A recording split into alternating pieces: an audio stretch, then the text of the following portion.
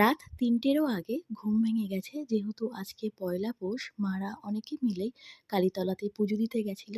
আমি যোগা ক্লাস থেকে এসে এই ফুলগুলো দেখছিলাম যেগুলো মিঠুন আমাকে আগের দিন দিয়েছে। মা এনেছিল এই মিষ্টিগুলো। সকালে রান্না করেছিলাম ডালিয়া। দুপুরে লাঞ্চ করার পরে এই ফুলগুলো কিনে আনি। আমি সন্ধ্যাবেলায় রেডি হয়ে গেছি। শাড়িটা আমাকে পরিয়ে দিয়েছে পাড়ার একটা মামি।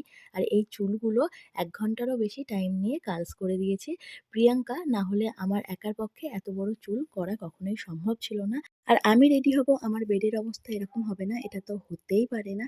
আমরা দুজনে মিলে চলে এসেছি নিরুপমদার রিসেপশন পার্টিতে। আগের দিন এই দাদার জন্যই গিফট কেনা। ওদের নতুন জীবন অনেক সুখের হোক। আমরা ফার্স্টেই ঢুকে কিছু ভিডিও আর ফটো তুলি, তারপরে স্টার্টার আইটেম ট্রাই করি। আমরা এখানে খেতে বসে পড়েছি। এটা হচ্ছে ওদের বিয়ের মেনু কার্ড আর ওদের ছবি বিয়ের আগের।